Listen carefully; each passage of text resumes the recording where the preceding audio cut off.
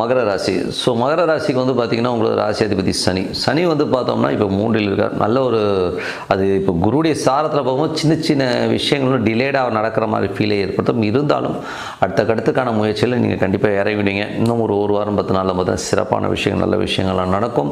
அதுக்கப்புறம் பார்க்கும்போது உங்களுக்கு 2ஆம் அதிபதி. ஸோ 2ஆம் அதிபதி 3லுமே சின்ன சின்ன கலகங்கள் ஏற்படுறதுக்கான வாய்ப்புகளும் கொஞ்சம் கவனமாக பார்த்துக்கணும். நமக்கு தெரியாமல் கேமரா வைக்கிறது, நமக்கு தெரியாமல் வாட்ச் பண்ணுறதுமான விஷயங்கள்லாம் இருக்கும். கொஞ்சம் கேர்ஃபுல்லாக இருந்துக்கணுங்க. ஸோ அதுக்கப்புறம் 3ஆம் அதிபதி வந்து 6ல் இருக்கும்போது வேலை விஷயங்களில் வந்து பார்த்திங்கன்னா கொஞ்சம் ஸ்லோவாக போகிற மாதிரி ஃபீலை கண்டிப்பாக ஏற்படுத்தும். ஏன்னா வந்து நிறைய மாற்றங்களை எதிர்பார்ப்பீங்க. பட் ஆனால் அதை வந்து உடனே இம்ப்ளிமெண்ட் பண்ண முடியல, என்ன சேஞ்ச் ஆகும் ஆக மாட்டேங்குங்கிற மாதிரி சின்ன புலம்பல்கள் கண்டிப்பாக இருக்கும். 4 மற்றும் 11ஆம் அதிபதியான செவ்வாய் இப்போ 12ல் இருக்கும்போது வீடு சம்மந்தமான விஷயங்கள் சின்ன சின்ன விரயங்கள் ஏற்படும். அது மட்டும் இல்லாமல் பார்த்திங்கன்னா பெரிய லாபத்துக்காக நிறைய மெனக்கிடுவீங்க. அதுவும் இப்போ கேதுடைய சாரத்தில் இருக்கும்போது கால்நடை சம்மந்தமான விஷயம், பெட் அனிமல்ஸ்னாலேயோ இல்லை வீடு சம்மந்தமான விஷயம் சின்னதாக ஒரு ஸ்ட்ரெஸ்ஸஸோ தாயாரினால் ஒரு சின்ன ஸ்ட்ரெஸ்ஸஸ் கொஞ்சம் செலவினங்கள் ஏற்படுறதுக்கான வாய்ப்புகளும் ரொம்ப கவனமாக இருக்கணும்.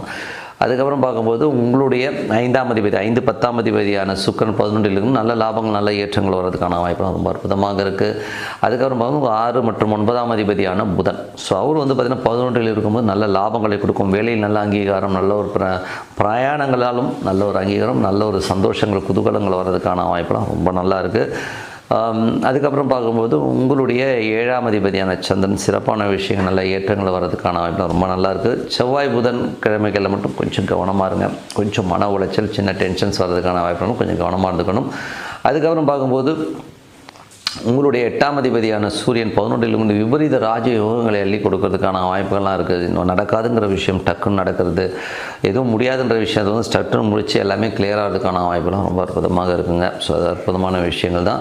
அதுக்கப்புறம் 9ஆம் அதிபதியான புதன் 11ல் இருக்கும்போது நல்ல ஒரு பிரயாணங்களாக நல்ல லாபங்கள், நல்ல சந்தோஷங்கள், குதூகலங்களாம் கிடைக்கிறமான விஷயங்கள், குலதெய்வ வழிபாடுக்காக பிரயாணமான சூழ்நிலைகள்லாம் ரொம்ப அற்புதமாக இருக்குங்க. ஸோ அது ரொம்ப நல்ல விஷயங்கள் தான். 10ஆம் அதிபதியான சுக்கிரன் வந்து பார்த்திங்கன்னா உங்களுக்கு வந்து 11ல் இருக்கும்போது தொழில் ரீதியான விஷயங்கள் நல்ல லாபங்கள் நல்ல ஏற்றங்கள் வர்றதுக்கான வாய்ப்புகள்லாம் ரொம்ப நல்லா இருக்குங்க.